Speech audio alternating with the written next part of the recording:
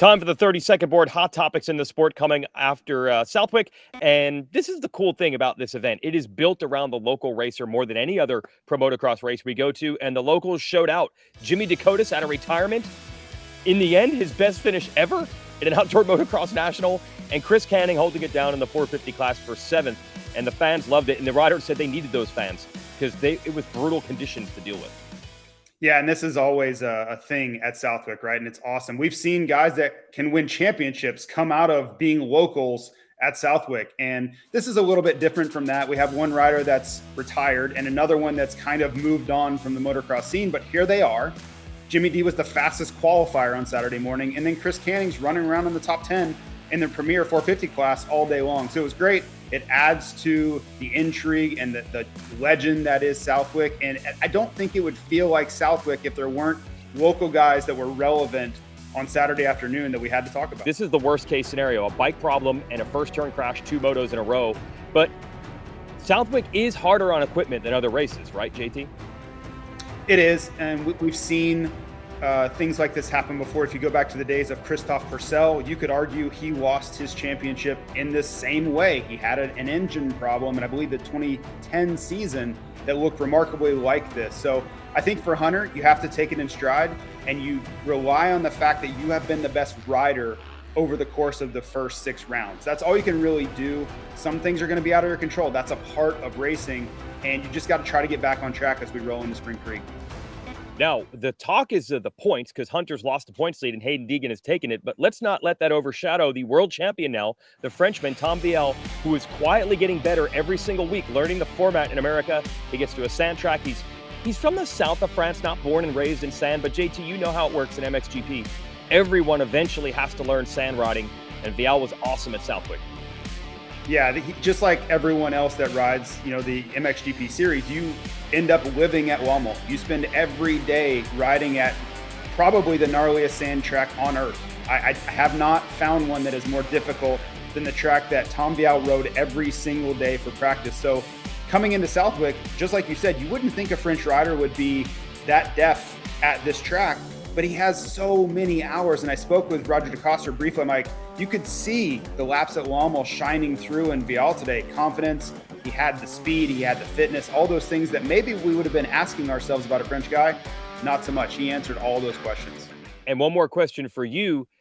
You talked to him on and off the podium in and around your interviews. He doesn't think this is just a Southwick thing going forward. No, I think he believes that he was working towards this, right? He has a lot of things that he had to work through. He doesn't know these racetracks. It's the first time he's seen most of these. He gets a couple practices and then it's race time. He's also got a completely different motorcycle than what he's raced motocross on in the past. The production-based unit that KTM can offer him is much different.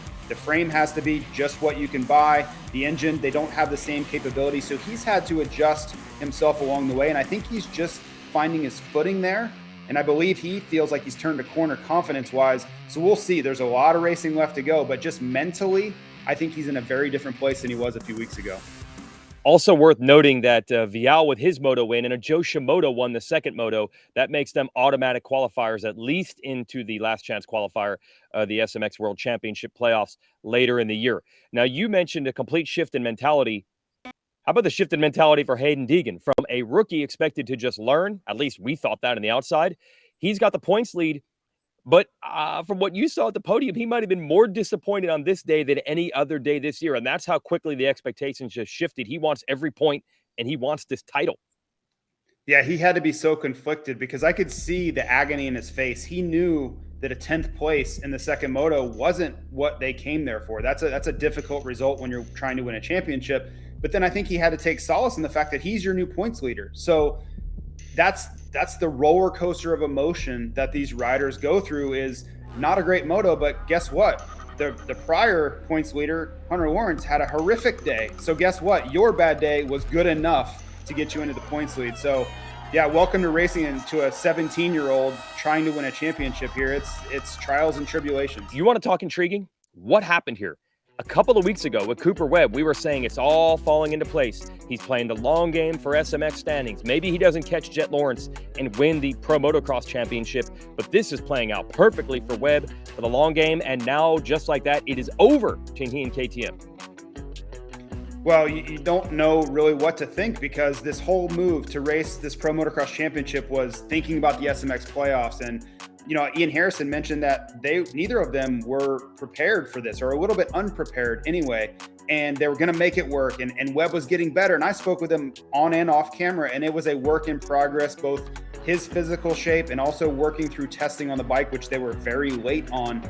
But he felt optimistic. He moved into the SMX playoff points lead after high point, so there was that working for him. And then all of a sudden, everything changes. A crash. I'm sure there was a lot of conversation behind the scenes, and all of a sudden, his entire relationship with KTM comes to a close abruptly. So I'm sure we'll learn more in the coming months about how all of this, came to be. But yeah, what a wild turn of events. For now, at least, KTM and Webb are publicly facing, trying to focus on the positive. So here's the team manager of the squad, Ian Harrison, reflecting back at the successes that they did have together since 2019. We had an amazing 5 years together. Out of the 85 Supercross races that we attended, Cooper had 52 podiums and 21 victories. So we're really proud of that, and 2 titles. So I'm happy with what we accomplished. It's like we've decided to go our separate ways, and we wish him all the best in the future. Yeah, and that's the good thing. They're trying to keep it classy here, because overall, look, KTM resurrected Webb's career. It was not good as first 2 years on a 450. He joined KTM, got much better, got them titles. That's great, but we're going to see him on a different color bike next year, or maybe in these playoffs, and maybe we'll learn more about why this ended so quickly. Hopefully, though, we do get to see Webb in the playoffs, because he's going to be a contender there no matter what bike he's on. Now, you see the topic on the screen, history lesson. We're talking perfect season. We already talked to RC and Stu earlier to get their perspective. I was at all those races, those 3 perfect seasons, covering it as a journalist, as an announcer. What really sticks out to me, oddly, there wasn't much drama. There weren't motos that went down to 2 laps to go and the guy's in third and he's got to pull off amazing passes to make it happen. It started to feel like a foregone conclusion early in the year. And that's what's scary for everybody else, because doesn't it feel that way with Jett Lawrence right now? He's not pulling these motos out barely. He's in control from day one, which is exactly how it felt to me with Carmichael and Stewart back then. You know it, JT. You were on the gate in those 3 seasons. Well, I for sure wasn't thinking about beating him. That's a definite. But I would say I was a little bit more positive leaving Southwick than I've been. If you were looking for some sort of confirmation that Jett was truly in control of what's going on around him, Southwick was a really good day for that theory. He just was able to pick up the pace when he needed to. He didn't look like he was trying all that hard. And really, if you wanted to take any shot or take any deterrent from that at all, it just was his level of exhaustion on the podium. He looked like he was the most tired of all those guys, but it only matters when you're on your motorcycle, and he didn't look tired at all when he was on his motorcycle. So I agree with you. Those guys in those 02, 04, 08 seasons felt like they were firmly in control. It never really seemed in doubt, as much as it can be on the way to a perfect season. And leaving Southwick this weekend, it really felt like Jett has a chance, because we had questions before. Ferrandis was showing him a wheel here and there. Sexton was all over him at the opening round. There were signs that maybe he would have a slip up. Ken Roxon at High Point gave him all he wanted. But then at Southwick, on arguably the toughest track, on arguably the hottest day we'll see, it really wasn't that close.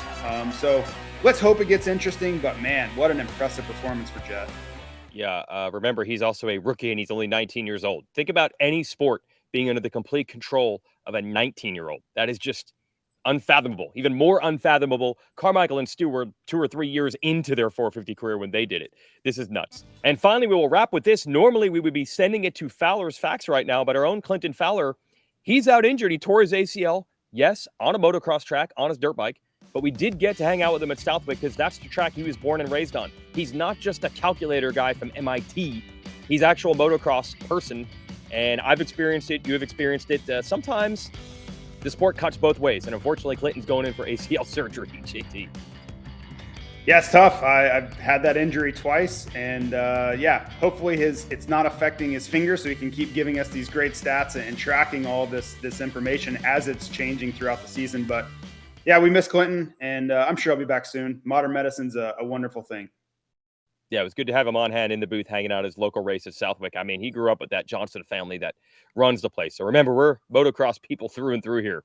Okay, we're going to wrap this show up so my family vacation can begin for real. They finally get some relief from me going to races all the time. But I will be back from Millville this weekend, JT.